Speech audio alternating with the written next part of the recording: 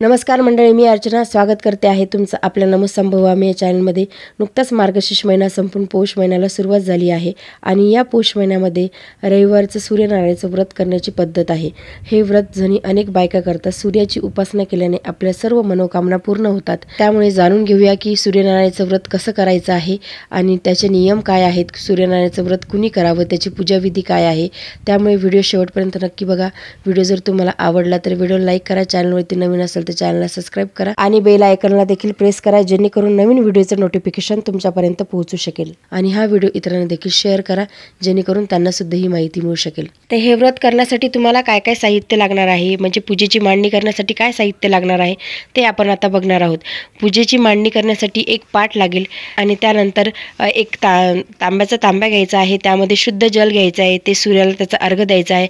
हळदी कुंकू लागतील, फुले लागतील आणि तीळ लागतील. आणि या महिन्यामध्ये संक्रांत येत असते, त्यामुळे संक्रांतीमध्ये जे वाणाचं सामान आपण वापरतो तेच आपल्याला इथे सूर्यनारायणाला अर्पण करायचं आहे. त्यामध्ये गाजर, बोरं आणि हरभरा, वाटाण्याच्या शेंगा, भुईमुगाच्या शेंगा, शेंगदाणे असले तरी. तर सूर्यनारायणाची मूर्ती किंवा फोटो तुमच्याकडे असेल किंवा नसेल तर तुम्ही रांगोळीचं सूर्यनारायण काढायचं आहे आणि त्यांची पूजा करायची आहे. त्याची मांडणी ही सूर्यप्रकाश जिथे येईल तिथे करायची आहे. म्हणजे तुम्ही एखाद्या बाहेर अंगणामध्ये करू शकता, तुळशीजवळ, किंवा तुम्ही बाल्कनीमध्ये करू शकता, किंवा ते जरी शक्य नसेल तर तुम्ही तुमच्या देवघराजवळ देखील पूजेची मांडणी करू शकता. पण ही पूजेची मांडणी करताना काही नियम आहेत. ही पूजेची मांडणी हे आपण व्रत सूर्यनारायणासाठी करतो, त्यामुळे सूर्योदय व्हायच्या आतच तुम्हाला पूजेची मांडणी करून घ्यायची आहे आणि तुम्हाला आंघोळ करून तुमचे केस विंचरून घ्यायचे आहेत आणि दिवसभर तुम्हाला काही कापायचे नाही आहे. आणि तिसरा नियम असा आहे की तुम्हाला उपवास देखील सूर्योदय व्हायच्या आतच तुम्हाला उपवास सोडायचा आहे. रात्री तुम्ही फराळाचं, म्हणजे दुपारी तुम्ही उपवास सोडू शकता आणि रात्री तुम्ही फराळ केली तरी चालेल. पूजेची मांडणी करताना तुम्हाला अगोदर जिथे पूजा मांडायची आहे ती जागा स्वच्छ करून घ्यायची, स्वच्छ पुसून घ्यायची आहे आणि त्यावरती स्वस्तिक काढायचं आहे.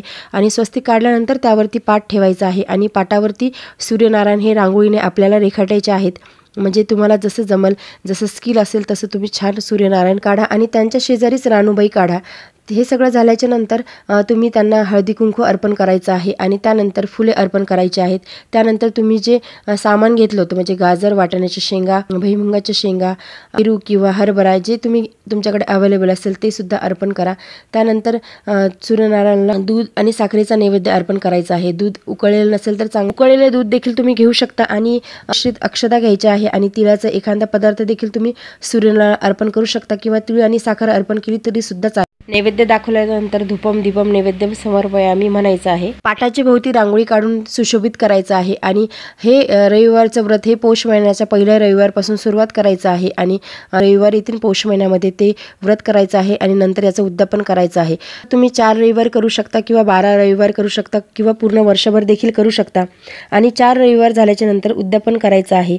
आणि हे व्रत करताना तुम्ही लक्षात ठेवायचं आहे की तुम्ही जेव्हा पूजेला बसाल तेव्हा तुमचं तोंड हे पूर्वेकडेच असलं पाहिजे. म्हणजे पूजेची मांडणी अशी करायची आहे की तुम्ही जेव्हा बसाल पूजा करताना तेव्हा तुमचं तोंड हे पूर्वेकडे आलं पाहिजे. हे व्रत आपण सूर्याची उपासना करण्यासाठी करत असतो आणि सूर्यनारायणाची कृपादृष्टी आपल्यावर राहावी यासाठी करत असतो. त्यामुळे त्या दिवशी तुम्ही हे व्रत कराल, म्हणजे रविवारी तुम्ही सकाळी लवकर उठून स्नान करून घ्यायचं आहे आणि आपले केस विंचरून घ्यायचे आहे आणि त्यानंतरच पूजेची मांडणी करायची आहे आणि पूजा करायची आहे. आणि तुम्ही जे सामान घेतलं होतं, गाजर, वाटाण्याच्या शेंगा, ते सर्व सामान तुम्ही देवासमोर एका पाटावरती एका साईडला मांडायचं आहे आणि त्यानंतर धूपदीप ओवाळायचे आहे. आणि त्यानंतर सूर्यनारायणाला गुळ खोबऱ्याचा नैवेद्य दाखवायचा आहे. हा नैवेद्य तुम्हाला गुळ खोबऱ्याचा न विसरता दाखवायचा आहे.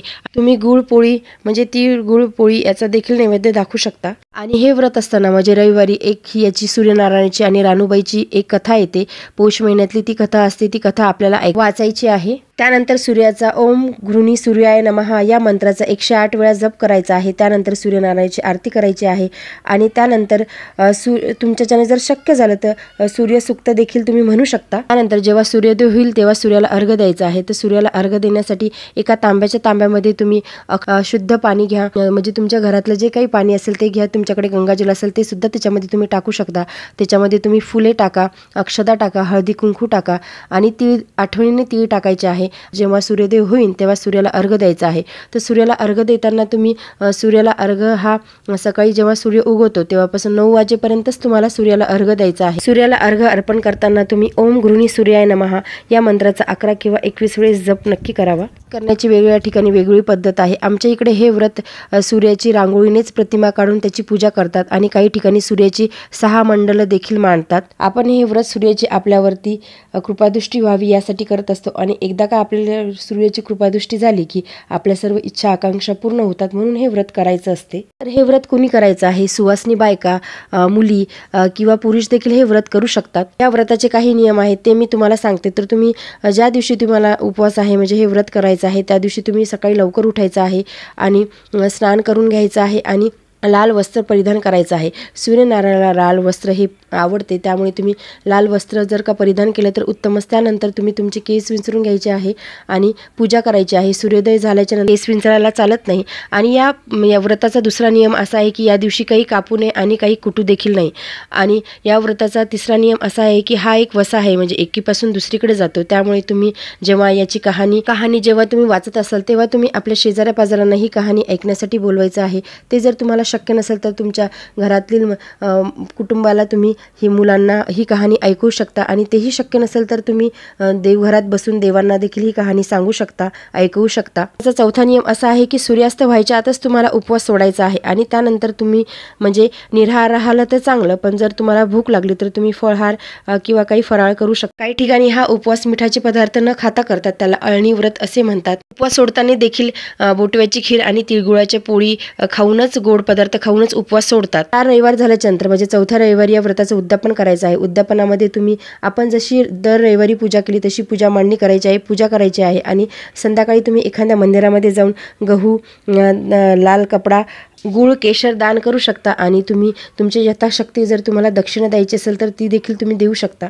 आणि या दिवशी गाईला चारा देखील खायला द्यायचा आहे. आणि तुम्ही हे व्रत करता तेव्हा ही पूजेची मांडणी तुम्ही त्या दिवशी उचलली तरी चालेल किंवा दुसऱ्या दिवशी उचलली तरी चालेल. दुसऱ्या दिवशी ही सर्व पूजेची मांडणी तुम्ही जे वस्तू आपण सूर्यनारायणासमोर ठेवल्या आहेत त्या तुम्ही उचलून तुम्ही प्रसाद म्हणून खाऊ शकता. आणि जी रांगोळीने आपण सूर्याची प्रतिमा काढली ती तुम्ही एखाद्या कुंडीमध्ये झाडाच्या बुडाशी तुम्ही विसर्जित करून देऊ शकता. आपण आपल्या कुंडलीमधील सूर्य मजबूत होण्यासाठी हे व्रत करायचं आहे. आणि जर सगळ्यांना ही पूजा मांडणी करून ही व्रत शक्य नाही झालं तर कमीत कमी सूर्याला रोज अर्घ्य तरी द्या. असं म्हणतात की जो सूर्याला रोज अर्घ्य देतो तो सूर्यासमान चमकतो, या जीवनामध्ये त्याचा मान सन्मान वाढतो. त्यामुळे सूर्याला तुम्ही अर्घ्य नक्की द्या. सूर्यनारायणाला अर्घ्य अर्पण करताना तुम्ही ओम गृहिणी सूर्याय नमः हा मंत्र 11 किंवा 21 वेळा नक्की म्हणावा. ही सर्व माहिती तुम्हाला कशी वाटली मला कमेंट्स करून नक्की कळवा. आणि हा व्हिडिओ शेवटपर्यंत बघितल्याबद्दल तुम्हाला आभार. आणि हा व्हिडिओ जर तुम्हाला आवडला असेल तर व्हिडिओ लाईक करा, चॅनलवरती नवीन असेल तर चॅनलला सबस्क्राईब करा आणि बेल आयकॉनला सुद्धा प्रेस करा, जेणेकरून नवीन व्हिडिओचं नोटिफिकेशन तुमच्यापर्यंत पोहोचू शकेल. आणि हा व्हिडिओ इतरांना देखील शेअर करा, जेणेकरून त्यांना सुद्धा ही माहिती मिळू शकेल.